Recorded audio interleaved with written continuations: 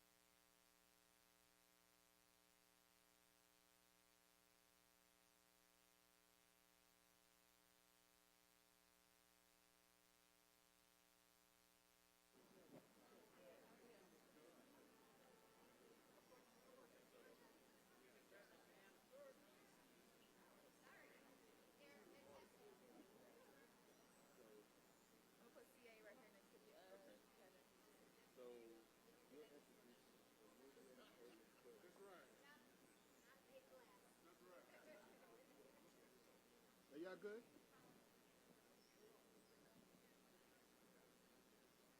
Is everybody good? Huh? I can barely hear you, John.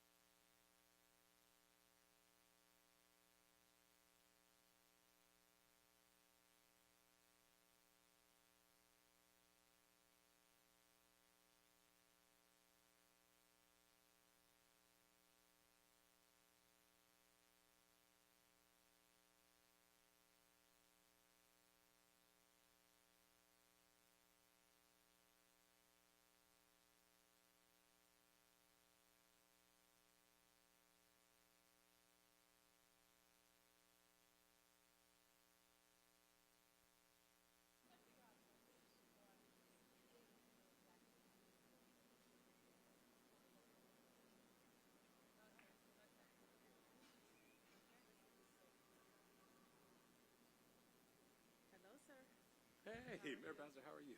Sorry, I'm not paying any kind of attention.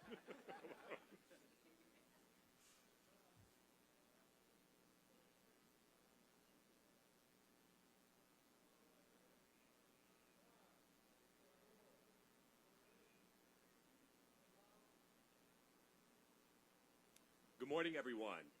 My name is Jaron Price, and I serve as the President and CEO of the Downtown DC Business Improvement District. It is an extreme pleasure to be able to welcome you today as the city begins its efforts to mobilize ahead of hypothermia season. It's even more of an honor to do it with so many dedicated city leaders, public service professionals, community-based and faith-based organizations, and of course, members of the downtown community. I'm especially glad to welcome you here today to this very special place, the Downtown Day Services Center, which is located right here at the historic New York Avenue Presbyterian Church. 6 years ago, in February 2019, this center opened through a powerful partnership between the Downtown DC Business Improvement District and the DC Department of Human Services and this incredible church community. And together we envisioned a space where individuals experiencing homelessness could find not just services, but dignity, stability, and hope. Every single day, more than 225 guests come through these doors to access showers, meals, laundry, medical and behavioral health care, employment support, housing connections, and most importantly, a community that sees and values them. We operate under a housing-first model because we believe that every person deserves a safe place to call home, and that stability is the foundation for every single other thing that's needed. Now, this work would not be possible without our extremely important partners at the Department of Human Services, as well as all of the dedicated providers who operate out of the center, including Pathways to Housing, HIPS, the H3 Project, Unity Health, and of course, the United Planning Organization known as UPO, who show up with compassion and commitment day after day, year after year. And it's now my pleasure to let you know that you're going to hear from many folks today, but I get to introduce a very special guest. This individual has actually been driving with UPO for more than 31 years and serving on the front lines every single day. I want to introduce you to Miss Lisa West.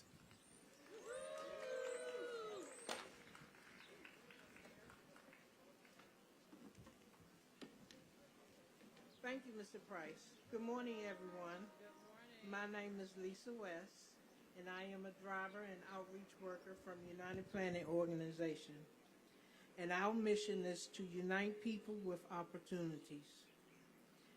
You know those white vans and buses you see with Shelter Hotline Transport and big red letters on the side? I drive those. That's our van over there. I've been a driver and outreach worker for 31 years, saving lives and helping people every day. We're the eyes and the ears of the city. Our goal is to get people inside to shelters where there's additional support. We pick up people who are cold and need someplace warm. We pick up people who are hungry and need to eat, something to eat. We protect their health and bring them life-sustaining items as if they are family. We're good listeners too. People appreciate how people appreciate having someone to listen to their stories, and I heard a lot of them. Nowadays, while I'm working, people will come to me and say, thank you for helping me get off the street. I am proud to save lives. I am proud to live in the city that supports this work. So on behalf of UPO, I want to thank the Department of Human Services for their partnership and invitation to speak today. And thank you, Mayor Bowser, for making the shelter hotline a priority. And now here's my honor to say, please welcome Mayor Morel Bowser. Thank you. You're welcome. Thank you so much. You're welcome. Thank you. Well, let's give Ms. West a big round of applause. And I want to thank her and all of you for joining us today to take the pledge and spread the word about how we can work together to keep all of our neighbors safe during the winter months. It has been several years since we gathered here to take this pledge, but this is a good time to bring it back because we're looking at some potentially frigid weather headed our way this weekend. I want to especially thank Director Pierre and the entire team at the Department of Human Services. Thank you, Director Pierre, as well as all of our partner organizations, including UPO, who runs our shelter hotline, for everything they do to support residents experiencing homelessness during hypothermia season.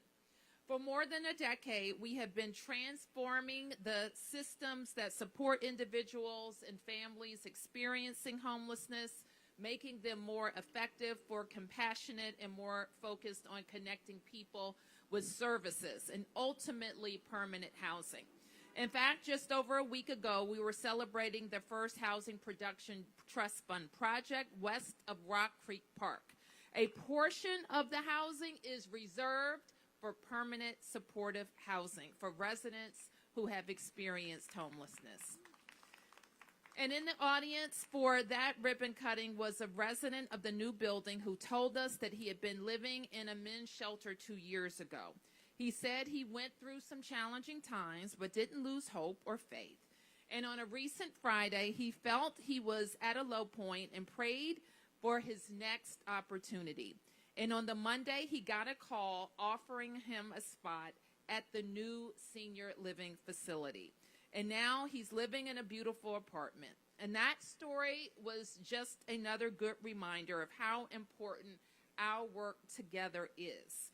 This work is helping people get through their toughest moments and making sure that their prayers get answered. So right now, our number one priority, especially as the days and nights get colder, is to get people inside.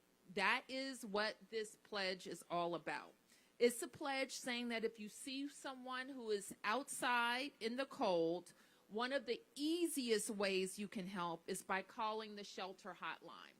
And that number is 202-399-7093, and you can simply call 311. Then a trained professional like Ms. West can come in person to make sure our resident knows their options and hopefully accept a ride to shelter. We have room inside. So for many reasons, the safest place for people is inside, and we have that space. So now I want to turn to Director Pierre to talk about our winter plans, and then we will come and take the pledge. Thank you. Thank you very much, Mayor Bowser. I really want to join the mayor in thanking everyone who came out to join us today and all of those who helped make this event possible. Thank you, Jaron Price and the Downtown DC BID, for your partnership and continued support to our neighbors experiencing homelessness. Thank you to our outreach providers, Pathways to Housing DC, Miriam's Kitchen, and Community Connections. Thank you to the Shelter Hotline team and everyone at UPO, including Ms. West. Thank you to our community partners, Gift for the Homeless, Agape, SOC Ministry, Martha's Outfitters, Catholic Charities, and Wegmans. And finally, thank you to the Mayor's Office, DMHHS, and my team at the DC Department of Human Services. Thank you to the ICH led by Teresa Silla, DBH, DC Health, HCMA, and MPD for helping to put together this event and supporting our neighbors in ensuring their safety during the cold weather. We appreciate all of you.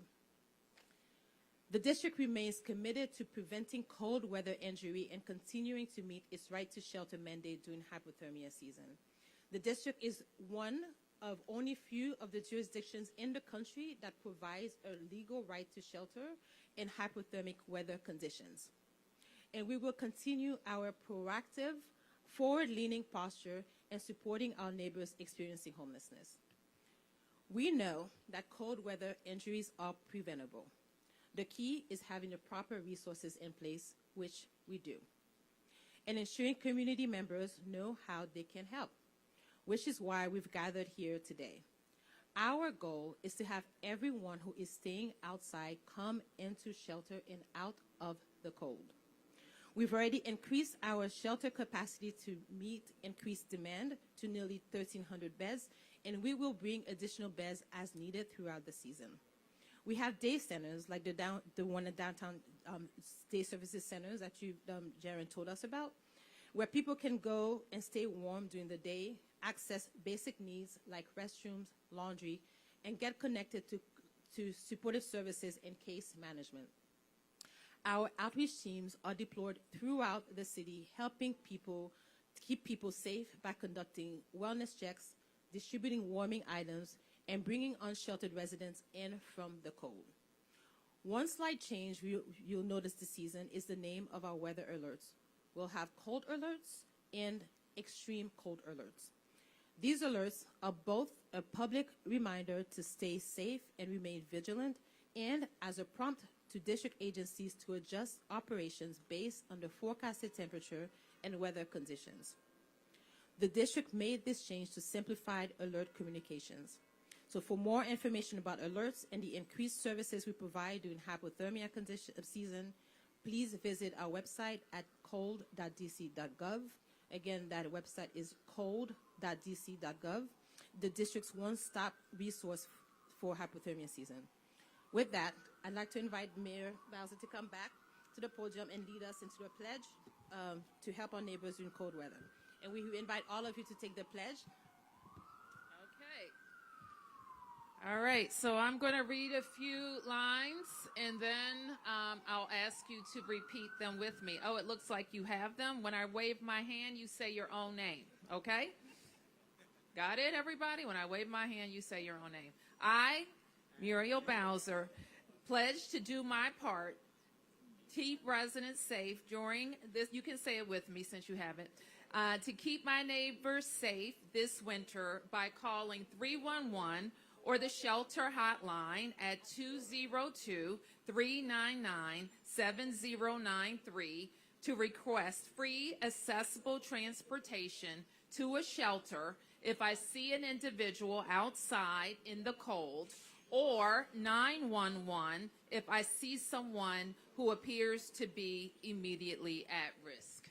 Thank you for taking the pledge. Okay.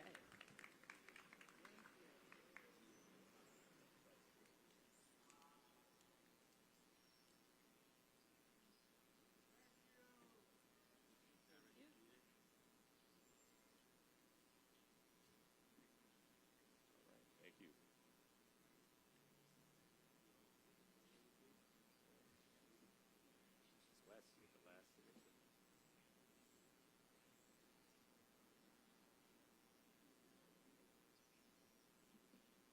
All right. Very good. Thank you, everybody. Thank you. Okay, let's just stand over here. Okay.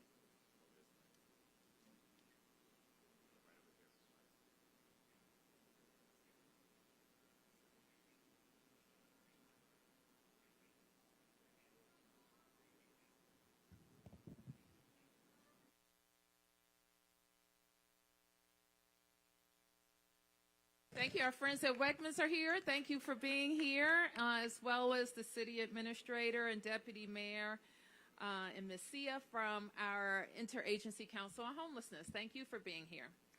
Am I taking questions now? Okay. I'm able to take a few questions. Questions. Yes. Hey, Mayor. Historically, helping homeless people, one of the challenges has been convincing them to take advantage of services, Yes. get inside, even in cold weathers, for various reasons, rules, pets, whatever. Has that trend changed at all? And is there anything specific the city is doing to kind of like bridge that gap?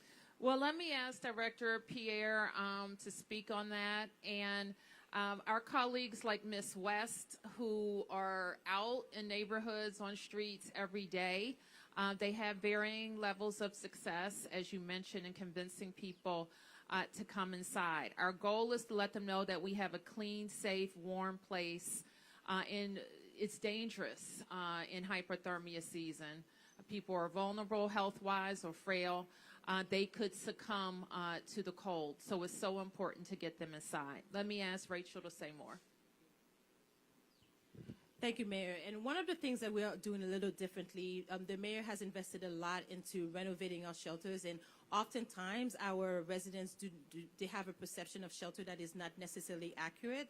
My team has started using lookbooks so that we can bring the information to our residents so they can see what the shelters are look like on the inside to encourage people to come inside, and we have seen some success in those interventions. Okay. Any other questions? Yes, ma'am. So I know that you guys had a shift in the homelessness strategy a bit away from rapid rehousing. There was a bit of an anticipation that that might increase an impact on the shelter capacity. Can you give a sense of how that new strategy is going and if there has been any impact on shelter capacity? Rachel? Yes, thank you. It was important for us to take the feedback from the community, from our neighbors, from our stakeholders and our clients, that we take our times when our families come into shelter and help them develop a plan that's sustainable for them. But for that, we track shelter capacity, and we have no concern about shelter capacity for the moment. Thank you. Can you speak to services for entire families? Sometimes folks worry there's room for one, but there may not be room for all. Can you speak to that? So we have shelter capacity for anybody who comes in, who wants to come inside. So whether you're single, whether you're a family with a minor child, or a family, an adult family, that's why the interventions with like East Street and the Aston were very important complement to our shelter inventory, because it allows us to fill the gap that we know we had in our system, and now we have a place for anyone who wants to come inside together. And so what Rachel was referring to is that we've just, in the last couple of years, added many units of bridge housing, which gives us more capacity for people who are working their way to permanent housing. We continue to rely on our short-term family housing for families as well. The bridge housing has allowed us to address adult children and couples. Okay. Yes. I've got two questions off topic, Mayor. Are there any other questions? No other questions? Okay, go ahead. I want to take you back to 2023. Can you explain your reasoning why you accepted $61,000 in travel from Qatar after it paid $4 billion to purchase 5% of Monumental Sports and Entertainment? Both appear now to be prohibited sources according to DC law. And then you brokered a $500 million deal to improve Capital One Arena with Monument and in part with Qatar. Oh, I'm happy to talk about why we saved the Washington Capitals and the Washington Wizards for downtown Washington. It is anchoring our downtown comeback, and we're very pleased with that. So let me address your larger question that I've been talking to you about for 2 years. A business trip, a publicly noticed trip to promote Washington, D.C. in Qatar. That's what we did, and we don't have any bones about saying it. Anybody else? Yep. Mayor, the New York Times is reporting that the D.C. U.S. Attorney's Office has you under investigation. They're claiming a corruption investigation. Do you have a comment on that? And then I have a follow-up to that. And Axios is reporting that I'm not under investigation. So make your question complete. I am not under investigation. I have not been contacted by any federal officials about investigating me. And that's my follow-up, is that our sources are saying that there's been no subpoenas to your office, no one's been questioned in your office, that there's been no target letter, there's been no information indicating that there's even an investigation. Do you have a comment on that? We haven't been contacted at all. No subpoenas, no nothing? No. Yeah. Thanks, Mayor. I'm wondering if you have contacted anyone in the White House or in the Justice Department to seek explanation for some of this conflicting reporting about the investigation, and if you have been made aware of anyone else in your administration who may be the subject or target of an investigation? No. So I have checked our lawyers, and we have a regular kind of chain of who talks to who, and we have not been contacted, not related to me or to anybody else as I'm aware, and I have no explanation from federal officials about what happened. Sorry? Have you sought one? No, we haven't. Yes. Go ahead. Okay, I'm sorry. Oh, hi, Mayor. God bless you today. Thank you. It's been a real blessing because I've had to use this day center shelter and other shelters, and I was connected because I was hijacked by the park police, and my vehicle was stolen with a towing company. On their citations at U.S. District Court, so I filed a $10 million jury demand for the violation, confiscation of my constitutional rights. Okay. So I need my wallet and my phone and these types of things. Can you help me get my stuff? Because a D.C. police officer said that I can get my stuff by showing my citations to them. Okay, let me have somebody follow up with you from DHS, and we'll see what we can do. I want to thank you, everybody. Thanks for coming out.